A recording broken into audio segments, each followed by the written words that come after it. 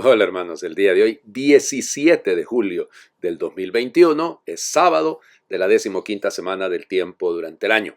Bueno, se nos acabó la semana 15 del tiempo ordinario, así que ya les digo, todas las veces que podamos, cuando terminamos una semana, todos los días, no, pero es importante, ¿no? Litúrgicamente concluir una semana nos hace entender que Dios nos ha acompañado a lo largo de estos 7 días y mañana, si Él así lo permite, podremos una vez más celebrar no solamente la Santa Eucaristía, que la celebramos todos los días, sino celebrar el acontecimiento de la resurrección, el día en el que Cristo ha resucitado.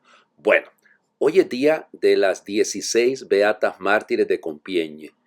Fíjense, esta es una de esas historias extraordinarias, ¿no? Miren, de hecho hasta se hicieron películas, Los diálogos de Carmelita se llama una de esas películas que se hizo, y eso es a partir de una obra, de hecho, de una obra de teatro en 3 actos diferentes. Estas religiosas carmelitas estaban en el monasterio en Ossy, en Francia, lógicamente, y durante la Revolución Francesa, recuerden que cuando hablamos de la Revolución Francesa tenemos que tener mucho cuidado, porque hay varias etapas de la Revolución. O sea, una de las etapas es lo que se llama propiamente la Revolución, lo que se llama la Asamblea Nacional Constituyente, la Primera República, y luego aquello va decantando a la época del terror, en la que la cantidad de mártires es descomunal, ¿no? Se habla de más de 30,000 mártires. No se asusten. Más de 30,000 personas, sacerdotes, religiosas, laicos, religiosos, que fueron asesinados porque no quisieron los sacerdotes jurar la constitución civil del clero. Fíjense que la constitución civil del clero es incluso anterior a la primera constitución de la Primera República Francesa. A ese nivel llegaron. Es que los sacerdotes y las religiosas son empleados del Estado y por lo tanto deben jurar. ¿Y jurar el qué? Jurar en contra de lo que creemos, en contra de la verdadera libertad. ¿Cuál libertad y cuál igualdad? No, es que todos los que proclaman la libertad, motivados por el dinero, motivados por el poder, motivados por sencillamente aparecer, esos no hablan de libertad realmente, y de igualdad no hablemos, que todos estos grandes revolucionarios al final terminan siendo unos más iguales que otros, y de fraternidad, como que se les olvidó eso, ¿no? Se les olvidó. La prueba está en estas religiosas que no hacían ningún mal.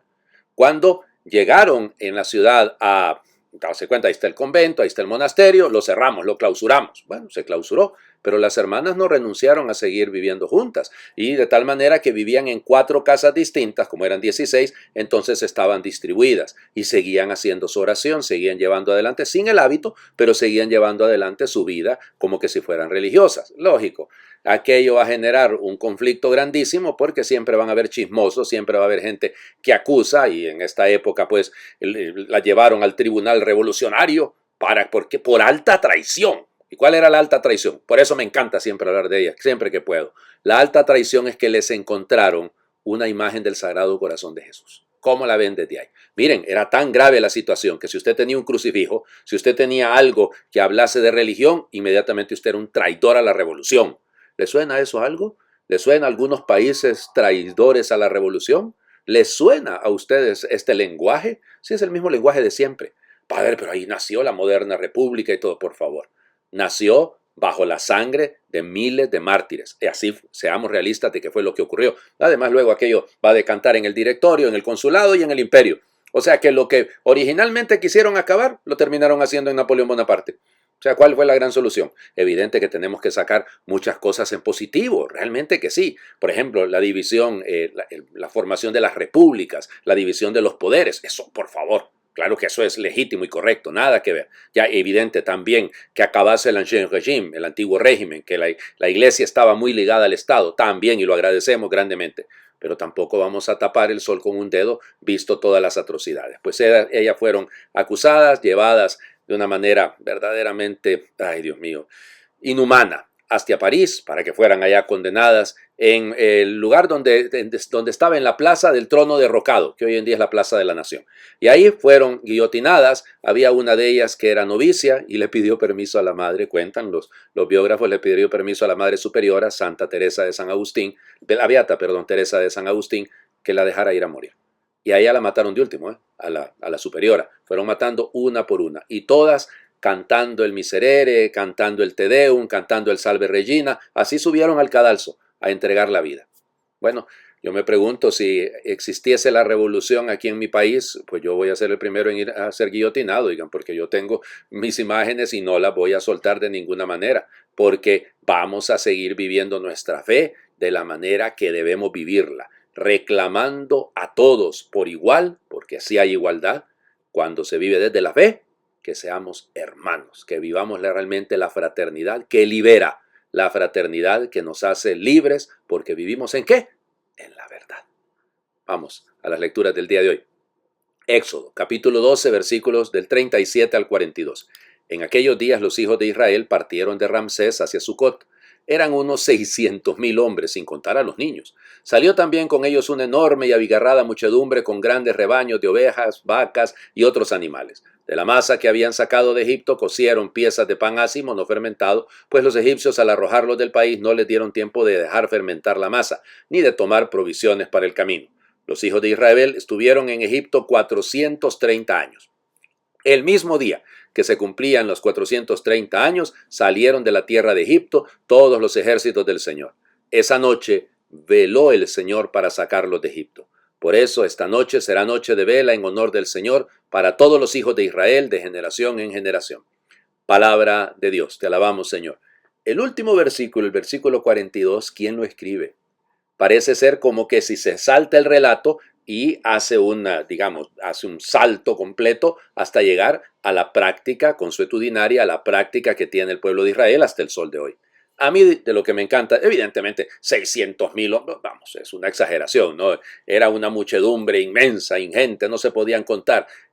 Vamos, es muy exagerado esto, realmente hoy en día nos dicen las pruebas tanto arqueológicas, las pruebas históricas, que se trataba de algunas tribus, no se trataba de una grandísima cantidad. Pero el hecho de que esta relectura de la historia se haga con esas grandes cantidades es el proyecto, ¿no? Es la meta hacia ahí. No es una mentira, cuidado, no es una falsificación de la verdad, no, es una lectura, insisto, desde una visión que la historia va respondiendo a los planes de Dios y que el pueblo de Israel está llamado a ser un pueblo grande.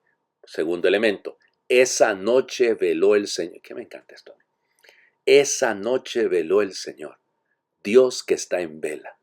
Cuando hacemos la vigilia de la Pascua, por ejemplo, que estamos en vela, ¿entenderemos esto? Entendemos que realmente es Dios que está como una mamá cuando el niño está enfermo, que se la pasa la noche en vela, sentado a la orilla de la cama, acompañándole, tomándole la temperatura, viendo cómo se mueve, que se queja. Dios vela nuestras libertades. Ojo, Dios veló sobre aquella tarde del 17 de julio de 1794, cuando fueron martirizadas, no solo ellas, ¿no? Pero esas 16 beatas de Compiègne. ¿Sí? Veló Dios. Él estaba al lado de ellas. Luego el otro elemento, ¿no? ¿Cuánto tiempo estuvo Israel? 430 años. Y el mismo día, el día de la Pascua. Qué interesante, ¿no? Entonces se cierra el ciclo. Una Pascua es el paso de pasar de morir de hambre, digamos, Jacob y sus hijos, a llegar a encontrar a José, que es el Salvador en ese caso. Y ahora, en 430 años después, otro paso, otro camino de liberación en el que es Moisés el que va al frente del pueblo para liberarlo. Interesante, ¿no? Pero el verdadero libertador, el verdadero liberador. Mateo, capítulo 12, versículos del 14 al 21. En aquel tiempo los fariseos se confabularon contra Jesús para acabar con él. Al saberlo, Jesús se retiró de ahí. Muchos lo siguieron y él curó a todos los enfermos y les mandó enérgicamente que no lo publicaran, para que se cumplieran las palabras del profeta Isaías. Miren a mi siervo a quien sostengo, a mi elegido en quien tengo mis complacencias. En él he puesto mi espíritu, para que haga brillar la justicia sobre las naciones. No gritará ni clamará, no hará oír su voz en las plazas, no romperá la caña resquebrajada, ni apagará la mecha que aún humea, hasta que haga triunfar la justicia sobre la tierra, y en él pondrán todas las naciones su esperanza. Palabra del Señor. Gloria a ti, Señor Jesús. Mateo es el que más citas bíblicas del Antiguo Testamento tiene, ¿ok? Y esta cita del cántico del siervo de Yahvé nos recuerda el proyecto de Dios. Si hemos venido escuchando, anteayer lo escuchábamos, aprendan de mí que soy manso y humilde de corazón, ahora nos enseña en qué consiste la mansedumbre. El pábilo humeante no lo apagará, la caña resquebrajada, pues no acabará, no la terminará de quebrar. Todos los elementos que están ahí, no romperá la caña resquebrajada. Todos los elementos. El camino no es, estos están planeando violencia en contra mía, mi respuesta es, Te doy gracias, Padre, Señor del cielo y de la tierra. ¿Acuerdo? La oración. El primer camino es la oración. El segundo camino, ya, en este caso Jesús sigue haciendo el bien. Sigue haciendo el bien. O sea, lo acabamos. Él, lo siguieron sus discípulos y él curó. Curó a muchos. Solo les decía que por favor no hicieran publicidad de aquello porque iba a ser más dañino. Pero la verdad está en eso, ¿no? ¿Cómo reaccionamos frente a los retos de la vida? ¿Cómo reaccionamos frente al odio? ¿Cómo reaccionamos frente a todas las dificultades que vamos a ir encontrando en nuestro camino? Habrá muchos. Y, lamentablemente, los mártires no van a terminar. No han terminado ayer y no terminarán mañana tampoco. Porque mientras vivamos siguiendo al maestro, y el discípulo no es más que el maestro. Si al maestro lo mataron, a nosotros también probablemente nos maten. Y entonces ojalá que tengamos la entereza de aquellas 16 mujeres que subieron al patíbulo. ¿Por qué? Porque ellas hicieron siempre el bien. Porque no vendieron su alma a quedar bien y salvar el pellejo, sino que supieron en quién habían puesto su esperanza. Todos los pueblos, todas las naciones, en Él verán la esperanza. Cada uno de nosotros, en Cristo, encuentra su esperanza. Les invito a hacer oración. Jesús, tú eres el amor discreto, casi escondido. No obligas a nadie a seguir tu camino. Tu arma nunca es la violencia. Tu fuerza es el amor que sirve y da la vida. Gracias, Señor, por tratarme siempre con ternura, porque respetas y ensanchas mi libertad, por contar con mi vida, pobre y a veces casi apagada. Gracias, Dios mío, porque me has formado y sostienes mi vida, porque me miras con amor, me has tomado de la mano y me das tu espíritu, el espíritu de Jesús. Que también yo sepa contar con los que no cuentan, con los débiles, los pequeños y los ignorantes, con los que viven en la tiniebla de la enfermedad, la soledad y la pobreza, para implantar un derecho nuevo y construir una sociedad nueva en la que todos vivamos como hermanos, como hijos tuyos. Amén. El Señor esté con ustedes.